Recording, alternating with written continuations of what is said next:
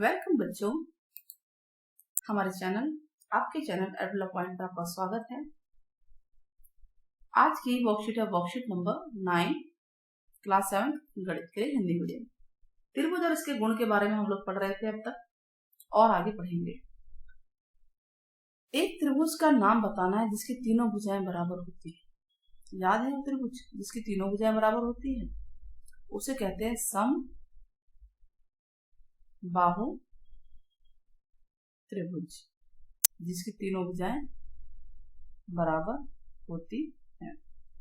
क्या आप किसी एक ऐसे त्रिभुज के बारे में जानते हैं जिसकी दो भुजाएं बराबर होती है? यदि हाँ तो उसका नाम बताइए।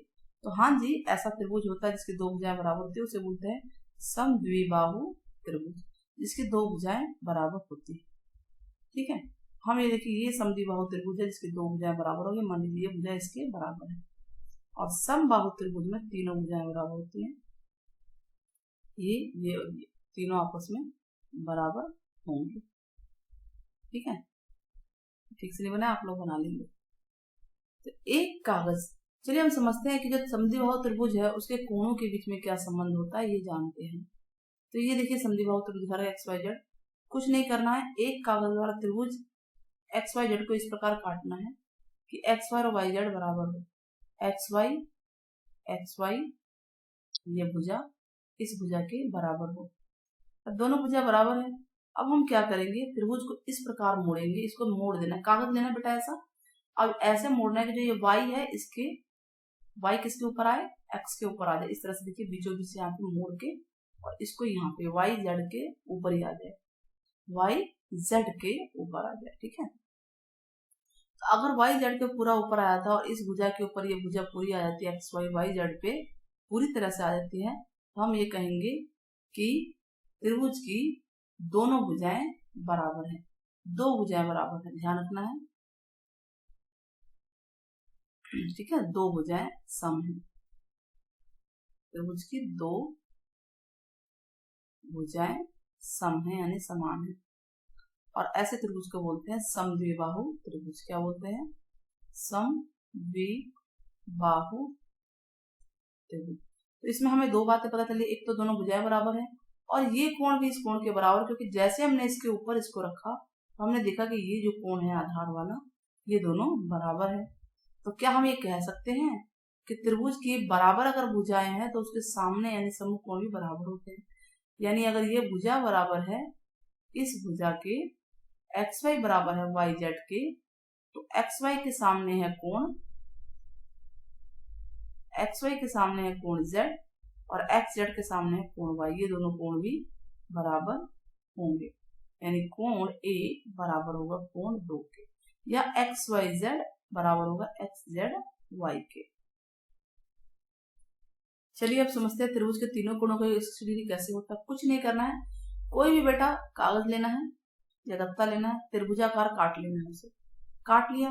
अब उसके तीनों कोणों को काट लीजिए कैंची से गोल गोल, ऐसे तीनों कोण काट लिए। तीनों कोण जो भी जैसे भी कोण हो, और यहाँ पे 1 2 3 करके इनको लगा देना। एक पेज लेना, दूसरे पेज पे इनको चिपका देना। ये सीधी रेखा में होनी चाहिए, ध्यान रखना, सीधी रेखा के ऊपर। सबसे पहले हम एक वाला चिपकाते हैं, फिर 2 कोण वाला, फिर 3 वाला। तो हम क्या देखेंगे, ये पूरा का पूरा एक रेखा पे आ गया। तो इससे क्या पता चला, और पूरी रेखा क्या होती है रखी हुई, 180 की होती है ना बेटा। तो इससे ये पता चलता है कि कोण 1 2 3 इनको जोड़ेंगे तो 180 होगा, यानी त्रिभुज के तीनों कोणों का योग 180 डिग्री होता है। आसान है ना एक्टिविटी।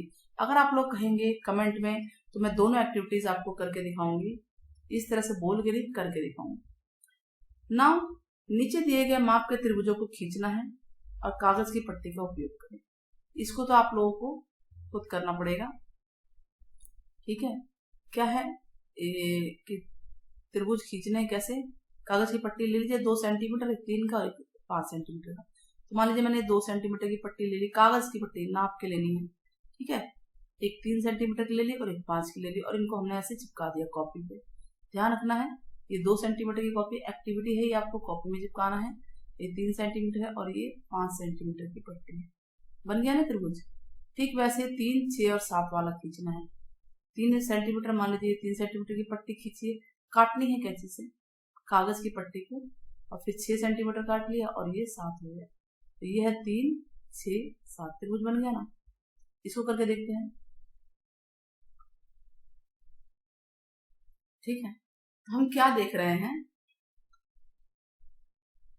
कि ये वाला तो बन ही नहीं सकता ना, पहले वाली सिचुएशन तो कैसे नहीं बन सकती, आप करके देखिएगा इसको। ठीक है, ये नहीं बन सकती। क्यों नहीं बन सकती? कि जब आप दो त्रिभुज के, जब ये दो पट्टियों को काटेंगे ना, और 5 सेंटीमीटर जब ये पट्टी होगी, ये पट्टी है 5 सेंटीमीटर की, ठीक है, तो दूसरी पट्टी एक 2 वाली यहीं आ जाएगी और 3 वाली भी यहीं आ जाएगी, इसके ऊपर ही आ जाएगी। तो ये त्रिभुज कहाँ बना? ये ऊपर कहीं एक दूसरे को मिलाएंगे नहीं। ठीक है, आप सोचेंगे पड़ेगी इसका त्रिभुज बन जाएगा, नहीं बनेगा। क्यों नहीं बनेगा?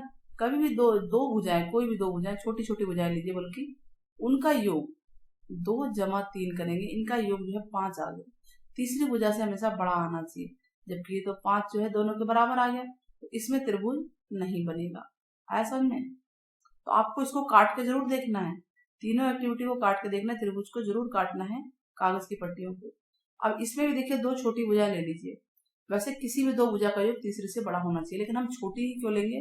ताकि हम देखें कि तीसरी के बड़ा आ रहा है कि नहीं। हम ये देख रहे हैं कि 3 और 6 हम जोड़ेंगे तो 9 आएगा, और 9 7 से बड़ा है, तो त्रिभुज बनाना संभव है। तो इस सिचुएशन में त्रिभुज तो बन जाएगा। पहली सिचुएशन में त्रिभुज नहीं बना है। तीसरी में देखिए, दोनों छोटी भुजाएं ले लीजिए। बड़ी तो बड़ी आएगी बेटा, छोटी पे ध्यान देना है। 3 और 2 को जोड़ना है, 5 आ गया। क्या 5 बड़ा है 6 से? नहीं है ना, छोटा आ गया ना 6 से। तीसरी भुजा से छोटा है, इनका योग, 2 भुजाओं का योग तीसरी भुजा से छोटा है, तो इसमें भी त्रिभुज नहीं बनेगा। आप लेकिन इसकी पट्टी जरूर काटेंगे, एक 6 सेंटीमीटर की कागज की, एक 3 सेंटीमीटर की और एक 2 की, और कोशिश करेंगे त्रिभुज बनाने की। तो हम क्या पाएंगे? तीनों एक्टिविटी में हमने पाया कि जब दो भुजाओं का माप तीसरी के माप से अधिक है, तभी त्रिभुज बन पाया, नहीं तो नहीं बन पाया। ना ही पहले केस में त्रिभुज बना, ना ही तीसरे केस में त्रिभुज बना, सिर्फ दूसरे केस में त्रिभुज बना है। आया समझ में? ये एक्टिविटी आपको खुद करनी है बेटा। ना प्रश्न 1 में x का मान निकालना है बेटा। अभी हमने किया था त्रिभुज के तीनों कोणों का योग कितना होता है? 180 डिग्री। इसका मतलब कि कोण 1 यानी A जमा कोण B जमा कोण C बराबर 180 डिग्री होगा। रीजन क्या है? सब में यही लिखना है, त्रिभुज के तीनों कोणों का योग 180 डिग्री होता है बेटा। अब ये तो x है, b 50 है और ये 60 है, बराबर 180 डिग्री। तो कितना हो गया? ये 110 हो गया, बराबर 180 डिग्री। तो x बराबर हो गया 180 माइनस 110 यानी 70 डिग्री। अच्छा, अभी ये 70 डिग्री आ गया, इनको जोड़ के देख लो 180 आ रहा है कि नहीं है। ठीक है, इससे जांच हो जाएगी। अब इसमें निकालना, देखिए ये 90 डिग्री है ऑलरेडी है, क्योंकि 90 का सिंबल दिख रहा है, लंब है। अब ये x निकालना, तो ऐसे ही निकलेगा ये। कैसे? तो कोण P जमा कोण Q जमा कोण R 180 डिग्री है। रीजन ये लिखेंगे, P है 90 डिग्री, Q है 30 डिग्री, Q 30 डिग्री है, देखिए Q है, ये P है, और R की वैल्यू है x बराबर 180 डिग्री।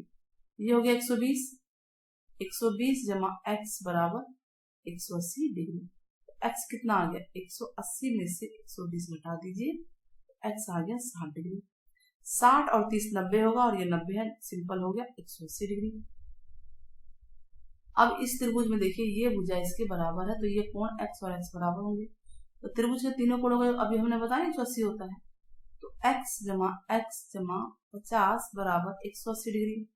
कारण जरूर लिखना है, क्यों? यहाँ पे कारण जरूर लिखना है। क्या कारण है? ये त्रिभुज के तीनों कोणों का। तो ये हो गया 2x जमा 50 बराबर 180 डिग्री। तो 2x कितना आ जाएगा? 180, 50 प्लस का उधर जाके माइनस हो जाएगा, तो 2x बराबर 130 डिग्री। x कितना आ गया? ये 2 गुणा में है, इधर आके भाग में हो जाएगा, तो कट गया, इससे x बराबर आएगा 65 डिग्री। ये दोनों 65 के होंगे बेटा। 65 और 65 देखिए 130 होता है, 130 में 50 जोड़ेंगे 180 होता है। आ गया आंसर, है ना आसान? तो सामने मैंने कर दिए दोनों के, तीनों के फर्स्ट के तीनों पार्ट कर दिए हैं। सेकंड क्वेश्चन नीचे दिए गए कोणों में कौन कौन से कोणों का युग्म एक त्रिभुज के अंतःकोण हो सकते हैं।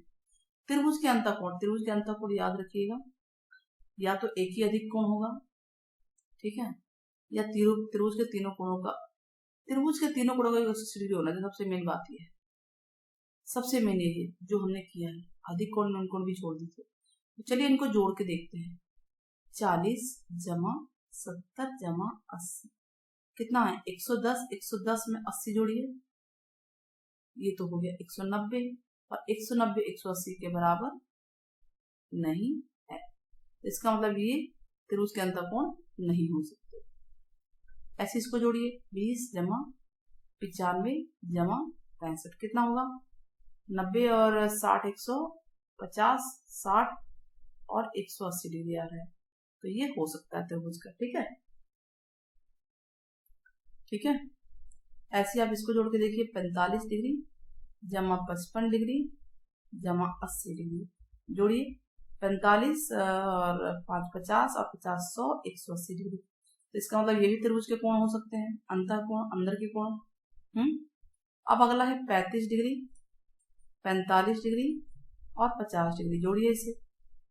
35 और 5 40 40 80 130 हो गया। 130 तो कम है, 180 नहीं, 180 होना चाहिए। इसका मतलब ये त्रिभुज के कोण नहीं हो सकते। क्लियर हो गया, ये समझ में आ गया होगा आपको। चलिए कमेंट में बताइएगा कि त्रिभुज के तीनों कोणों का योग कितना होता है, और समद्विबाहु त्रिभुज के कितने भुजाएं बराबर होती है। आपके कमेंट का इंतजार रहेगा। Till then take care, bye bye.